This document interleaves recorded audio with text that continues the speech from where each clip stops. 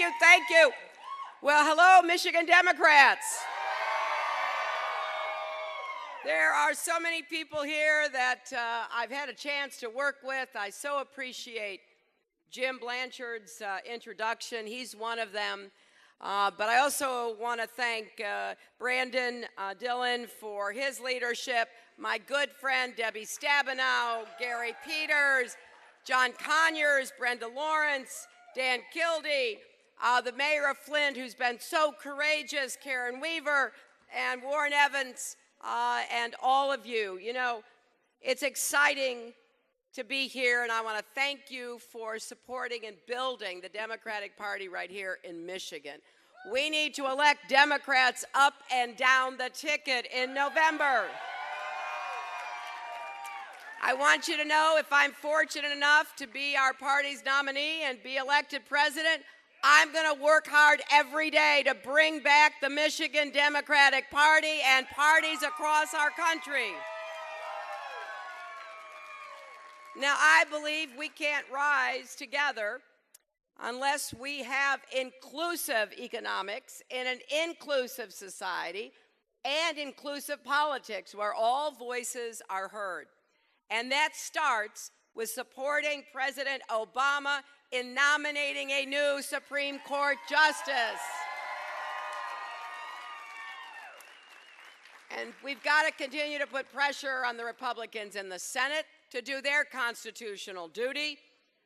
But here's what I want you to know. Even if the president gets someone nominated, and even if the Senate confirms that nominee, there may well be one or two more openings in the next 4 years. We need a Supreme Court that expands voting rights, not cuts back on them, one that protects workers' rights, not breaks unions, one that reverses Citizens United, not hangs a for sale sign on the door of American democracy. But even that is not enough. We have allowed our politics to be hijacked by extreme ideologues in state governments all over our country. They draw congressional district lines that promote paralysis in Washington because Republican incumbents fear a primary challenge from the right more than from the sensible center. So we need to bring more people into our party, keep the enthusiasm of young voters, develop a pipeline for new leaders, and convince all of those who turn out and vote with us in presidential years that they also have to vote every 2 years in every congressional and state election to prevent the kind of gridlock that has long kept too many of President Obama's good ideas from getting a fair hearing. But first, my friends, we have to win this election. And we all know the stakes keep getting higher. And the rhetoric we're hearing from the other side keeps sinking lower. I gotta tell you, that debate the other night, I heard Jim Blanchard mention, I know others have as well. You know how when you're in elementary school and you get graded on how you get along with people?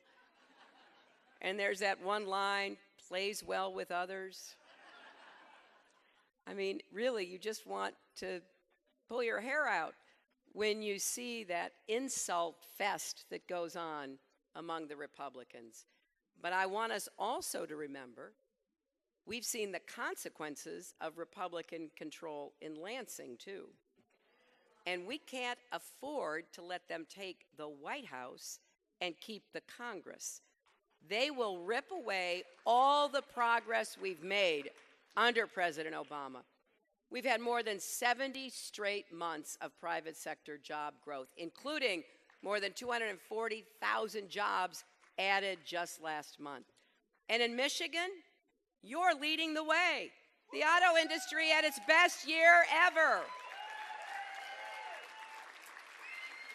Innovation is on the rise. We see it in the car makers and suppliers and in the clean energy sector, the defense corridor, the high-tech firms in Ann Arbor, the cutting-edge design in Grand Rapids, and the next generation of engineers being trained in Houghton. Look at what's happening right here in Detroit. New businesses are opening. Families are moving in. The street lights are on again. The buses are running. That's why I chose to come to Detroit yesterday to give a speech about what I want to do to keep the economy moving forward. Because, of course, we can't be satisfied until economic revitalization that we're seeing in some neighborhoods reaches all of Detroit's neighborhoods. But you're already proving, and I don't know why we have to keep learning this lesson, because the Republicans like to divide us, but you are proving when we work together, we can rise together. And that's what this campaign is all about. Instead of building walls, we're going to be knocking down barriers and building ladders of opportunity and empowerment so every American can live up to his or her potential. Because then, and only then, can America live up to its full potential.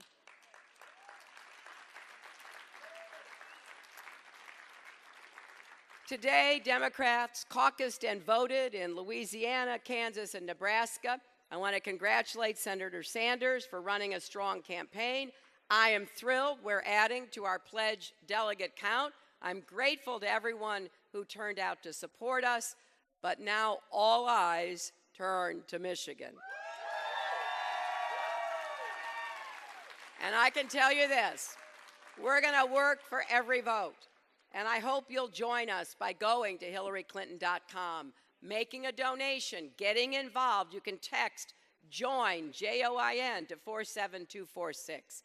I hope you will volunteer in these next few days to spread the word, because this country belongs to all of us, not just those at the top, not just special interests, not just to people who look one way, worship one way, or even think one way.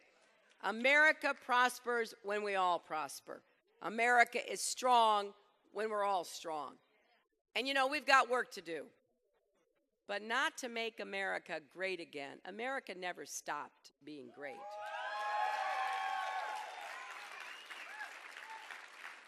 We've got to make America whole. Diversity is a strength, not a weakness. If we see each other's humanity, if we lift each other up when we stumble, we can keep moving toward that more perfect union. Instead of trying to divide America between us and them, let's try to find a little more love and kindness in our hearts, to respect one another, to support one another. We should work together for both inclusive prosperity and an inclusive society. I believe with all my heart we can bring down barriers for hardworking families all across America, in old industrial cities and small Appalachian towns and farm country and Indian country, in every community that's been hollowed out by lost jobs and lost hope.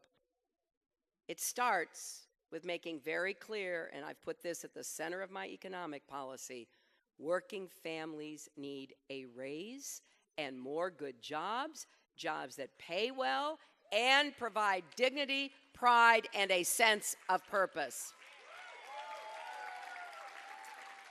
And don't let anyone tell you we can't make things in America anymore. Because as you're proving every day here in Michigan, we can, we are, and we will. But it's not going to come from refighting battles from 20 years ago. We need a real strategy to invest in manufacturing, small business, and clean energy. Enough clean energy to power every home in America.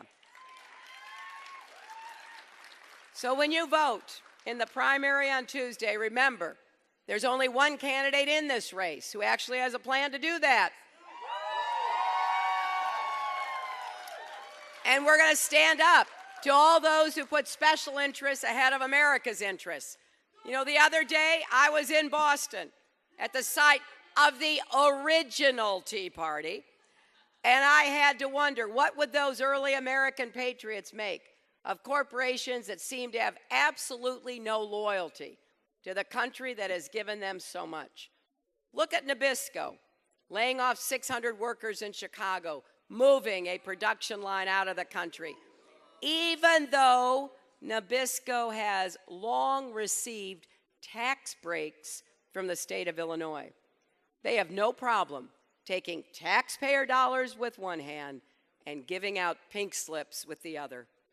Look at the growing number of corporations moving their headquarters overseas just so they can avoid paying their fair share of taxes here at home, like Johnson Controls, which makes car parts in Wisconsin. It actually lobbied for and benefited from the auto rescue in 2008 and 9. Taxpayers helped save the company. Now it's turning its back on our country.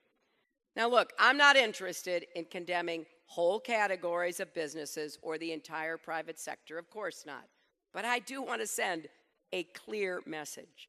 If you cheat your employees, exploit your customers, pollute our environment, or rip off the taxpayers, we will hold you accountable.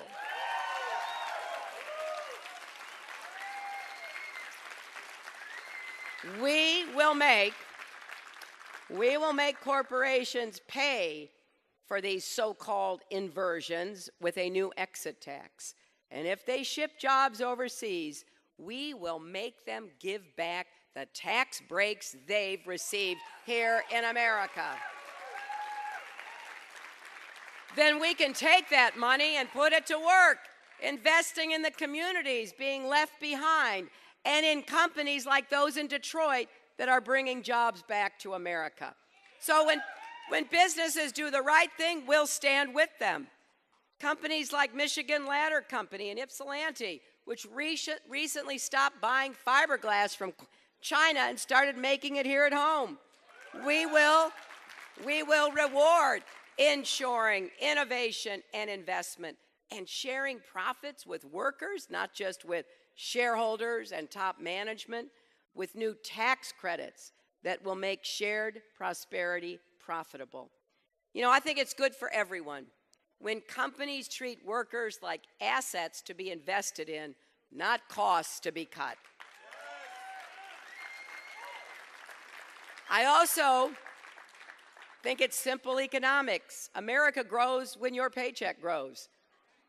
The idea of corporate patriotism might sound quaint in an era of vast multinationals, but it's the right thing to do and the smart thing to do. All of us have to do our part to break down the economic barriers holding back our families. And then there are other barriers too. Barriers that stop children from getting the quality public education they need and deserve. Barriers that stop young people from getting out of debt and into good paying jobs. Barriers that stop women from earning equal pay for our work. And all the barriers that still stand in the way of people of color sharing fully in the promise of America.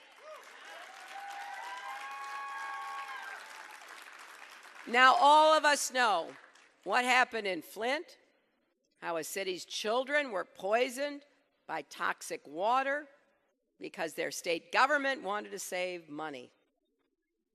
And I'm glad this crisis is finally getting the national attention it deserves.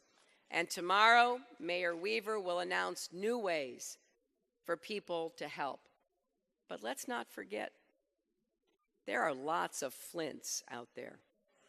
Places where poor people and people of color have been left out and left behind. And we don't have to look very far, do we? Right here in Detroit, children are sitting in classrooms infested with rodents and mold. Ceilings are caving in. The heat is barely functioning. Just 6%, I want you to hear this, just 6% of fourth graders are proficient in reading.